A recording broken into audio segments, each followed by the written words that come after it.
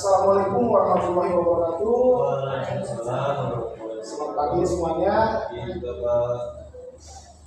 Sebelumnya hari ini ada yang apa atau yang tidak hadir? Ada yang nggak ada Pak. Oke, Bapak absen dulu satu persatu ya. Royan, Saya hadir. Sri, Ini hadir. materi yang akan saya bawakan yaitu teks anekdot. Sebelumnya tahu teks anekdot atau pernah dengar? Pernah dengar Pak? Benar. Jadi teks anekdot itu adalah sebuah cerita lucu sekaligus mengandung kritik atas fenomena sosial yang terjadi di masyarakat. Jadi kayak sindiran-sindiran kayak gitu.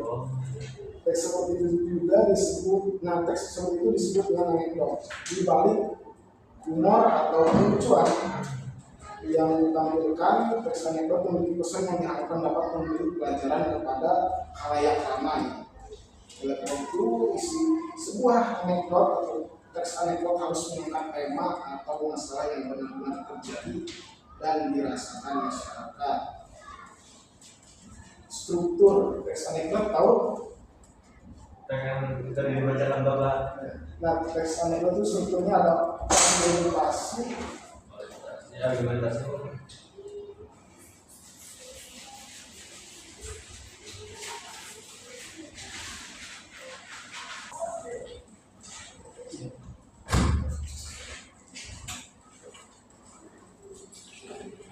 Jadi lanjut ya, struktur teks anekdot. Yang pertama itu orientasi.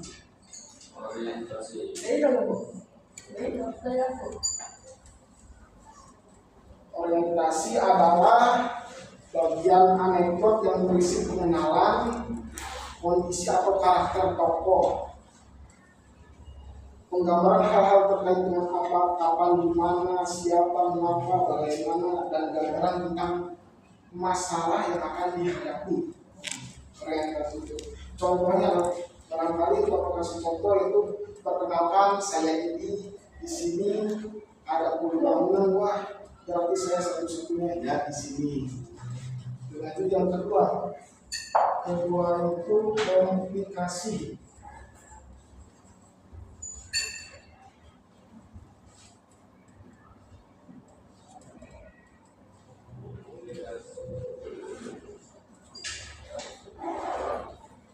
Nah, kalau komunikasi ini berisi masalah yang dihadapi tokoh. Pada bagian ini juga penulis menyampaikan puncak cerita yang mengandung tawa sekaligus kritikan. Jadi kalau ini itu orientasi itu kan permulaan, ini awal pertengahannya. Jadi komunikasi itu topik utamanya, topik yang diangkat. Bagian ini juga disebut dengan krisis dan reaksi. Krisis atau komplikasi merupakan bagian yang krisis konyol, yaitu hal yang lucu, yang mengkritikkan, yang ditawati. Krisis, tanggapan atau respon atas krisis. Nah, yang dinyatakan atau respon krisis yang dinyatakan sebelumnya disebut sebagai reaksi. Itu reaksi dapat berupa sikap mencela atau mempertawakan. Jadi ketika ada hal yang lucu atau menginginkan orang lain, nah di situ bikin ketawa, bikin lucu. Yang ketiga itu evaluasi. Yang ketiga yaitu evaluasi, berisi komentar terhadap isu atau pesan dari fenomena yang telah diceritakan. Jadi dari sini yaitu evaluasi, akhirnya yaitu berisi komentar terhadap isu atau pesan dan fenomena. Bagian ini disebut juga sebagai koda. Ya, sebagai koda. Namun bagian ini bersifat pilihan, dapat ada ataupun tidaknya.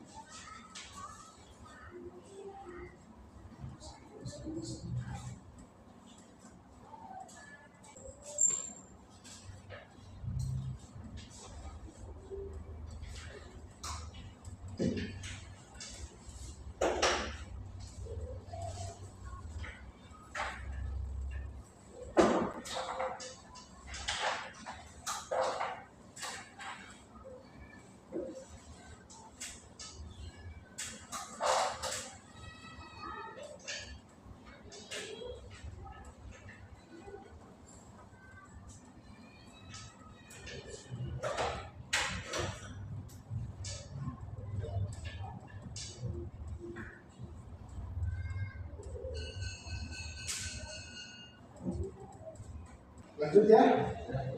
Ya itu yang selanjutnya mengidentifikasi fakta dan opini dalam teks anekdot. Sebagian teks yang berisi fenomena sosial yang benar-benar terjadi di masyarakat, anekdot tidak dapat lepas dari keakuratan sumber informasi atau fenomena yang diangkat. Jadi tidak asal comot aja, harus sesuai dengan pembuktiannya, dengan keakuratannya. Kita harus memiliki sumber informasi yang memadai agar dapat menentukan apa informasi yang disampaikan berupa fakta, opini, atau asumsi. Jangan sampai yang asumsi jadi fakta dikira yang fakta dikira asumsi. Dengan membandingkan beberapa informasi yang didapatkan, kita dapat memperoleh informasi yang lebih akurat dan bertanggung jawab saat menyampaikan kritik. Kita dapat memulainya dengan menganalisis fakta dan opini itu tadi yang terdapat pada teks anekdot atau teks lain yang mengandung kritik sosial dengan sumber lain yang mendukungnya. Fakta terjadi, sedangkan opini adalah pendapat. Nah, opini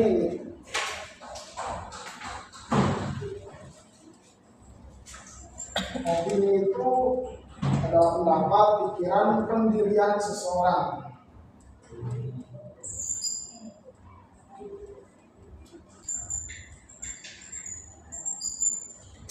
Pendirian seseorang terhadap sesuatu dan bersifat subjektif. Kita dapat menentukan apakah informasi yang terdapat dalam teks itu fakta atau opini yang menjadi referensi data yang valid, yaitu tidak asal semua saja harus jelas kapan, di mana, waktunya. Jadi Bapak di sini mau membahas teks anekdot tentang komik. Bapak akan share foto komik. Komik itu bentuk tulisan atau lisan. Selain itu juga ya, anekdot itu selain dalam bentuk tulisan atau lisan, anekdot juga dapat disampaikan dengan grafis atau gambar. Salah satunya yaitu tadi melalui komik. Di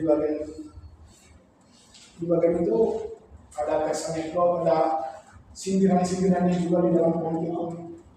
Ada berbagai jenis komik juga ya, salah satunya yang sering digunakan adalah komik potongan atau komik strip. Komik ini biasanya terdiri atas 4 panel, dapat kurang atau lebih juga, bukan berbentuk buku. Panel adalah satu bingkai atau kotak pada komik yang berisi satu adegan saja. Nah, seperti itu, satu adegan di situ. Adegan. Ya.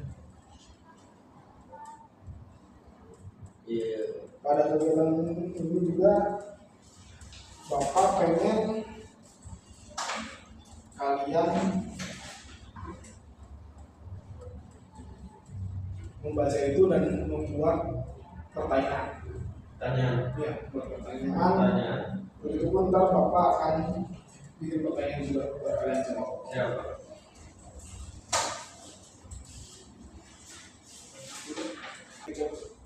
Sudah paham? Sudah, paham Pak. Coba Bapak tanya tema apa yang diangkat dari komik tersebut. Tema utamanya, ya. Iya, Tema utamanya yaitu adalah kritik terhadap akting, khususnya akting oleh seorang wanita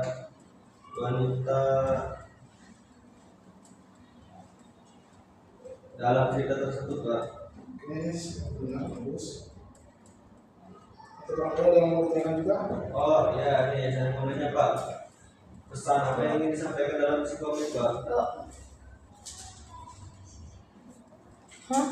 Pesan yang disampaikan adalah kritik terhadap cara seseorang menggunakan acting sebagai alat untuk memikat orang lain. Udah. Ya, menurut bahwa bakat bisa jadi senjata dalam persaingan sosial atau persoalan. Ya, kita tutup aja ya kelas hari ini. Sebelum ditutup, kita berdoa dulu. Berdoa dalam hati, mulai. Kita berdoa selesai. Terima kasih. Minggu depan kita ketemu lagi.